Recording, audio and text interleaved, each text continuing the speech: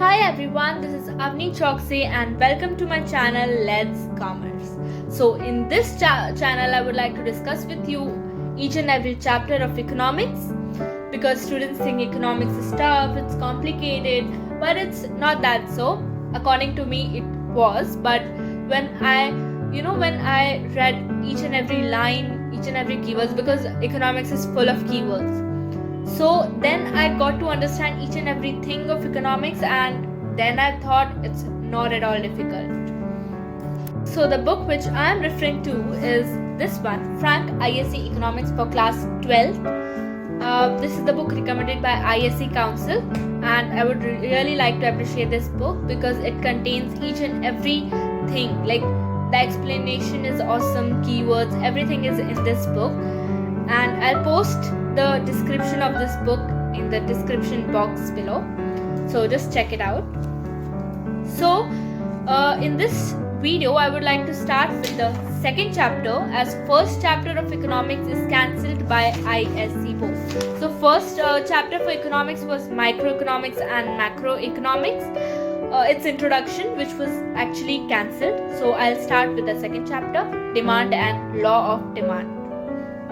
So I'll start with demand. So what is demand? Demand of a commodity means the quantity of a commodity which consumers want to, willing to, and they are able to purchase at different prices during a particular period of time.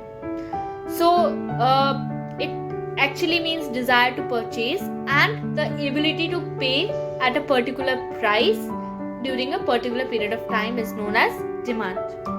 So there are some points to remember for demand. Demand is in economics is always related to price. Without price, demand doesn't mean anything. Let us take an example of this pen. This pen is for 10 rupees. But if the price of this pen is increased to 20, the demand for it decreases. This means, now the second point to remember is demand is always expressed with reference to a particular time period. For example, the demand for this pen was 200 in a day, 600 in a week, then likewise 1000 in a month, and so on. The third most important point is demand and desire are different. So the students get confused between demand and desire. So demand refers to both the willingness of a person to purchase and the ability of a person to purchase that particular product at a particular period of time. But desire just means the willingness of a person to purchase. Okay, irrespective of whether he is able to purchase that product, it's just the willingness of that person to purchase a product. Now there are 7 types of demands. First is individual demand. Individual demand मतलब एक person का demand. Demand of a household, and its definition is the quantities of a commodity that an individual consumer is willing and is able to purchase at different prices at a particular period of time. Second is market demand. Market demand refers to the whole total demand. Its definition is market demand refers to the total quantity of the demand that all the households are willing and able to purchase at various prices during a particular period of time. Now, ex ante demand. This is the third type of demand. It is a general meaning of demand. It means that the amount of goods that consumer want to or willing to purchase at various prices during a period of time.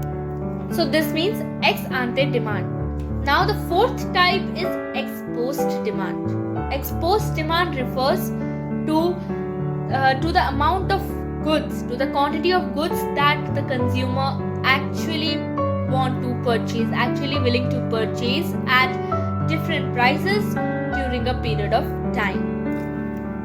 The fifth type of demand is joint demand. Joint demand means the demand for 2 or more goods which are either used jointly or demanded together. For instance, if the demand of car increases, simultaneously the demand for petrol too increases. So the sixth one is derived demand. Derived demand means the demand arises because of the rise in demand of some other goods. The seventh last type of demand is composite demand. This means the demand for goods that have multiple uses. For example, we can take milk. It has multiple uses. It can be used as making coffee, tea, or otherwise it can used in making curd or paneer and various things like sweets too. These were the types of demand. Now the next and the main topic is determinants of demand and factors affecting demand. Now there are many determinants of demand. First, I'll start with the price of the commodity. As I have mentioned earlier, that price is related to demand. Without price, demand is nothing. So the price of the commodity is actually inversely proportional to demand of a commodity, because when the price increases, the demand decreases. So they are inversely proportional. If there are two types of proportion, first is inversely proportional and second is directly proportional. Inversely proportional means when a thing increases, the other thing decreases, and directly proportional when one thing increases, the other thing simultaneously increases. But in this case, as the price increases, the demand decreases. So this means that it is inversely proportional. So I have this whiteboard with me. So the equation for price and demand is price is inversely proportional to demand. अगर ये price is equal to demand होता तो यहाँ पर is equal to sign होता. If price is directly proportional to demand. Functional relationship between price and the demand is known as price demand. So now the second type of determinant is income of the consumer. So its general definition that when income increases, demand also increases. When income decreases, demand decreases, and generally its income is directly proportional to demand, but not in all cases. So there are three types of goods, and according to that, demand is measured. First is normal goods. It is also known as NG. Normal goods. They are example for normal good is like television sets, refrigerator. When the income increases, the demand for these products also increases. Now the second types of goods is inferior goods. This is also known as IG. Inferior goods are those goods the demand for which falls with an increase in income and the demand for which increases with a decrease in income. For example, let's take an example of a maize or jowar. These are called inferior goods because they are inferior in quality, and when the income of the consumer increases, they shift to more superior products like wheat. And when their income increases, they shift to jowar, the most inferior goods. Now the third type of goods are known as inexpensive necessities, also known as IN. Inexpensive necessities are the goods whose demand is neither increased nor decreased, and it's irrespective of income. For example, salt, matchsticks. These the demand for them neither increases nor decreases. Now the functional relationship between income and demand is known as income demand. So this is the diagram. This is the figure for relationship between income and demand. Now there are three lines. This is IG, that is inferior goods, that is normal goods, and that is inexpensive necessities. So this demand curve of normal goods means as the income increases, the demand for it also increases. Now this inferior goods, as the income increases, the demand for it decreases. And this inexpensive necessities, it remains the same. The demand for it remains the same as the income increases. The inexpensive necessities include salt, matchsticks, etc. Normal goods include like televisions, refrigerators, etc. And inferior goods include maize, jowar, bajra, which are of inferior quality. Third type of determinant is consumers' taste and preferences. If the consumer is diverted to some other product, its taste and preferences change. The demand for that particular product which they use also decreases because their taste and preferences divert to some other products. Now the fourth type of determinant is prices of related goods. Now there are two types of goods. First is substitute goods and the second one is complementary goods. Now the substitute goods are those goods which satisfy the same types of need and hence can be used in place of one another. This is known as substitute goods. For example, when you have lack of tea, when there is a lack of stock of tea, you can shift to coffee. You can buy coffee in place of that because they both are simultaneously equal. Now the second one is complementary goods.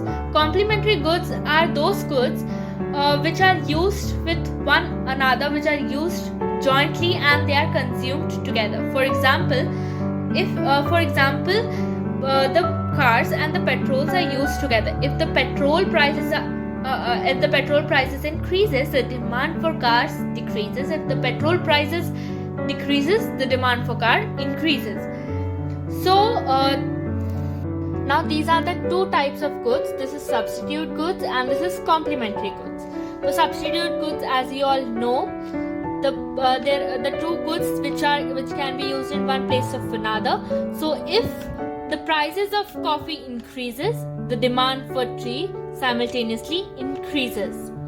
Now the second is complementary goods. Complementary goods means when the two goods are used jointly and their demand fluctuates as the other products prices increases or decreases. So here, as the price of the petrol increases from P0 to P1, the demand for cars decreases from QO to Q1. This is known as complementary goods and this is known as substitute goods. Here, when the prices of coffee increases from P0 to P1, the demand for tea also increases from QO to Q1. Now here demand curve is like this and here demand for cars is opposite. So till here I have discussed with you 4 determinants, that is factors affecting demand.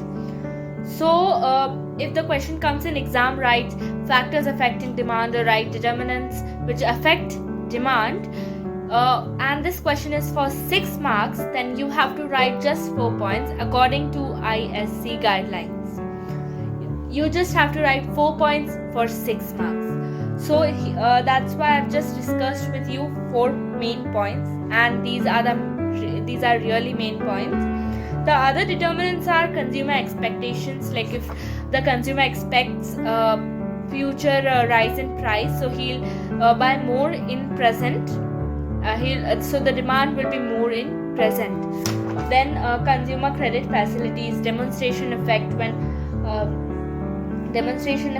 size and composition of population, distribution of income, climatic factor, government policies, etc. etc. So these were the determinants of demand. So the next topic is demand function. Demand function is the functional relationship between the demand of the product and its determinants. So its determinants, it's written above. Dn is equal to F bracket Pn comma P1 dot dot dot Pn minus 1 comma Y comma T comma E comma H comma Y dash comma G dot dot dot, and then bracket close. In this function, Dn denotes the demand for a particular product N. F indicates functional relationship between the demand of a product and its determinants. Its determinants is after a bracket. Pn is the price of the commodity N. P1 dot dot dot Pn minus 1 indicates price of all other related commodities. It includes substitute goods and complementary goods, as I have told you. Y is income, T is the taste, E is the expectations for future price, H is the size of the population, Y dash is the distribution of income among the people, and G is the government policies, like if government charges more taxes, then the prices of commodity increases, then the demand decreases. So these are the determinants of demand. So the next topic is law of demand. So law of demand states that other things remaining equal, the quantity demanded decreases when its price rises, and the quantity demanded increases when its price falls. So this was the definition of law of demand. It states that other things remaining equal, other things means the other determinants which affect the demand. These are assumed to be equal, and when the price rises, the demand decreases, and when the price falls, the demand decreases. As I have told you earlier, that they are inversely proportional to each other. When one rises, the other decreases. When one decreases, the other rises. So it has some assumptions. So the assumptions are that there is no change in income, there is no change in tastes and preferences of people, there is no expectations of rise in price in the future. Like this, the determinants is assumed to be equal and they don't change. Next is demand schedule. Demand schedule is the tabular statement of the demand of a particular week, of a particular period of time, which states the different quantities of a commodity that would be demanded at a particular price at different prices during a period of time. Now there are two types of demand schedule. First is individual demand schedule and the second one is market demand schedule.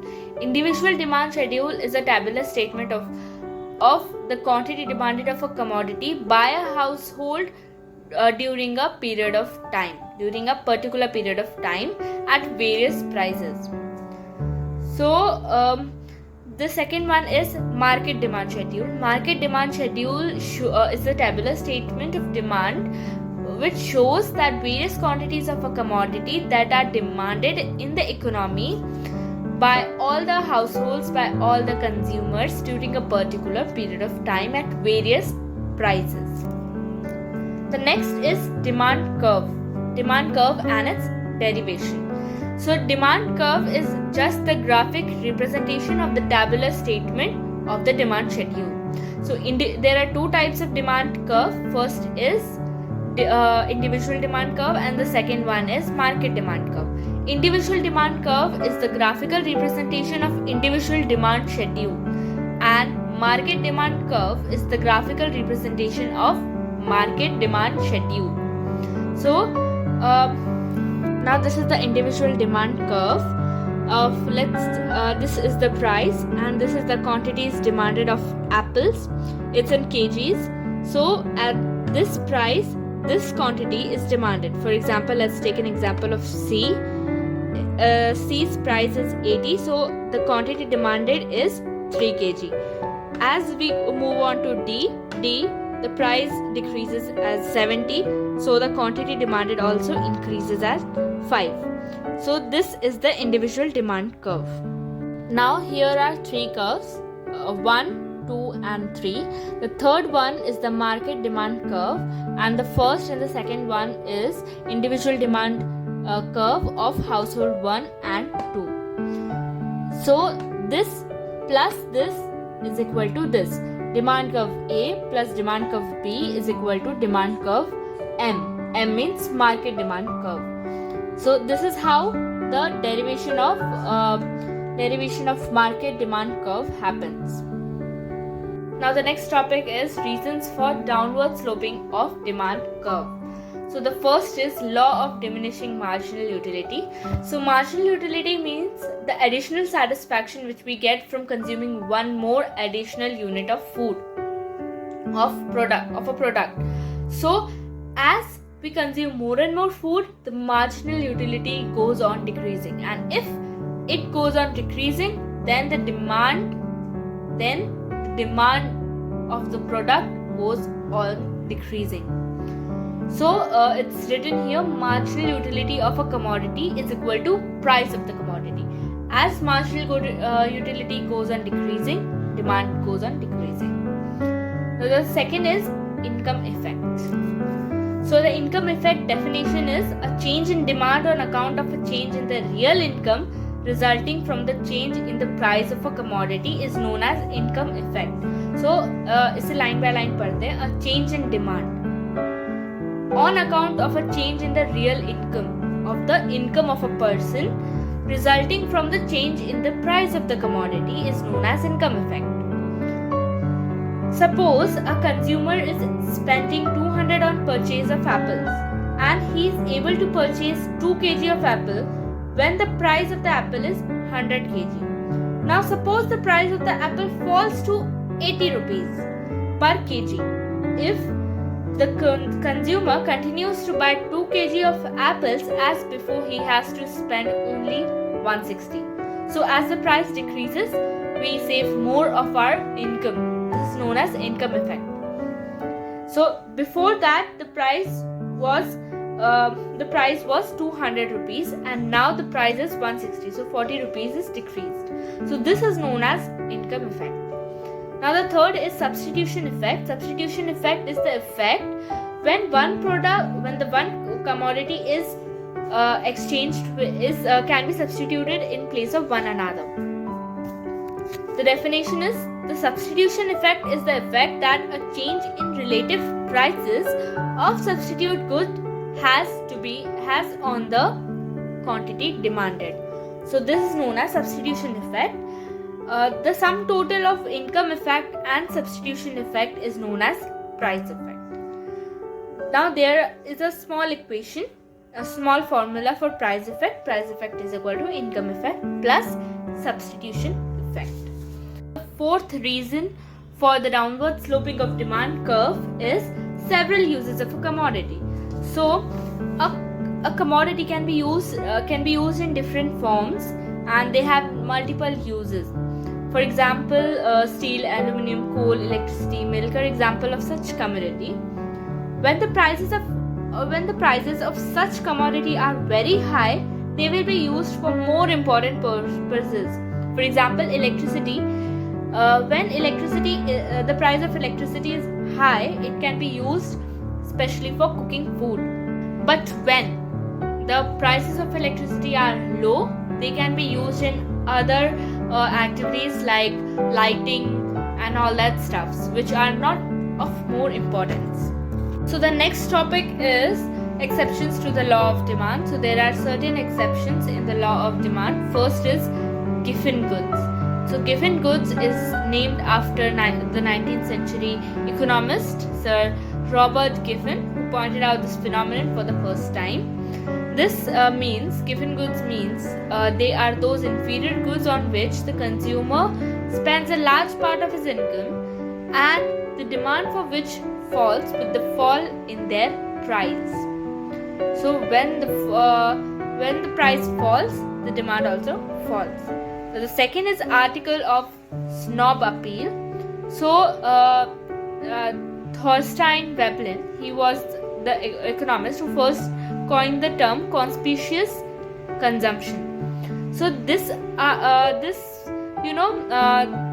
law of demand does not apply to these commodities because these commodities, the demand for them neither increases nor decreases. For example, artifacts, paintings, these are known as conspicuous consumptions. One is emergencies. So law of demand may not hold good during emergencies like war, famine. In these emergencies, the consumer acts in an abnormal way. They buy more, the demand increases. So these things, these emergencies are not included in the law of demand. Exception is change in fashion. When the consumer's fashion changes from one commodity to another, this also doesn't constitute an law of demand. This is also excluded from the law of demand. So the next topic is movement along the demand curve and the shift of the demand curve. So in this, the first header is change in quantity demanded and or the movement along the demand curve. So the definition for the movement along the demand curve or the change in demand quantity demanded is that when the amount demanded of a commodity changes, that is rises or falls because of the change in its price and the other determinants remaining the same, it is known as the change in the quantity demanded. So this change in the quantity demanded are of two types: expansion of demand and the contraction of demand. Expansion of demand means when the quantity demanded rises due to fall in its price and other things remaining the same is known as expansion of demand or rise in the quantity demanded. Now contraction of demand means when the quantity demanded falls. When the quantity demanded decreases due to decrease in its price, it's known as contraction in demand, and other things remaining the same, other determinants remaining the same.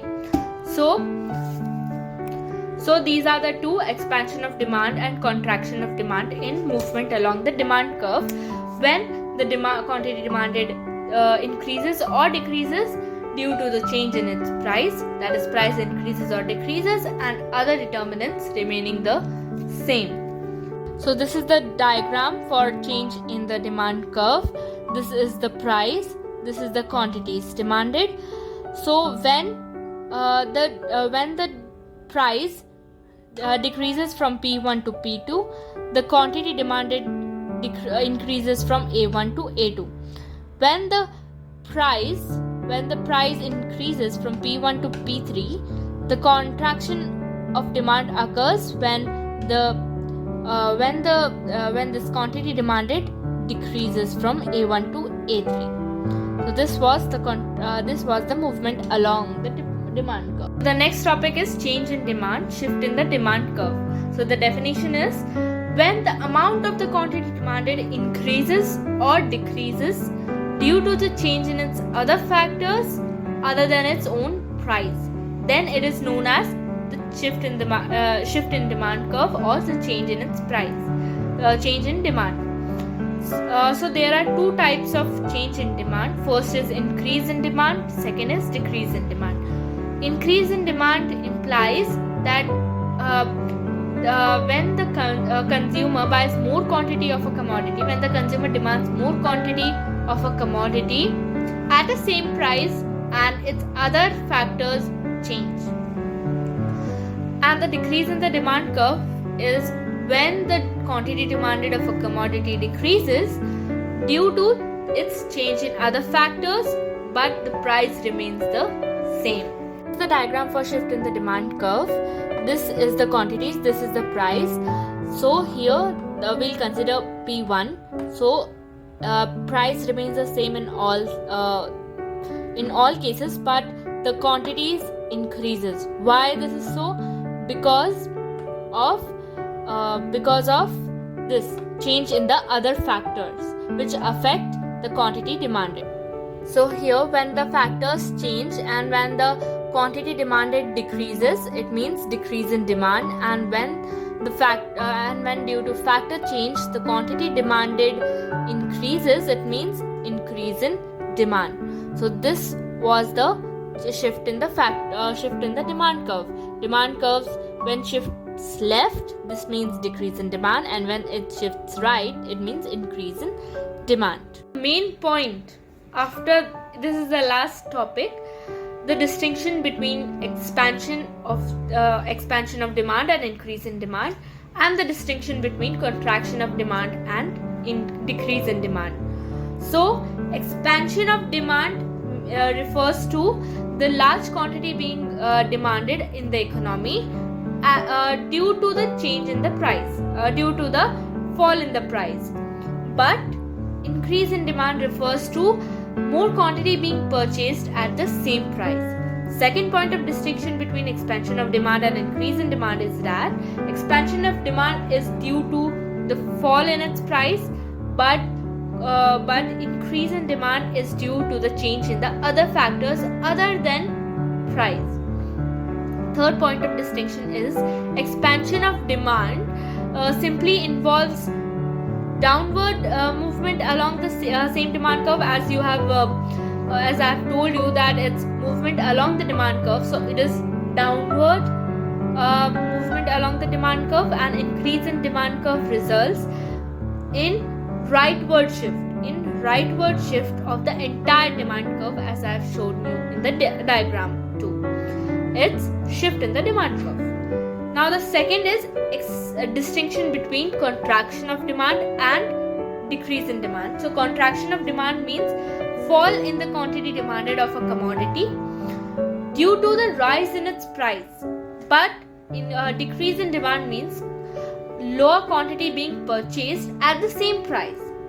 Second point of distinction is contraction of demand is due to the rise in its price, in the commodity's own price, and decrease in demand is due to the change in the other factors affecting demand except price. Price remains the same.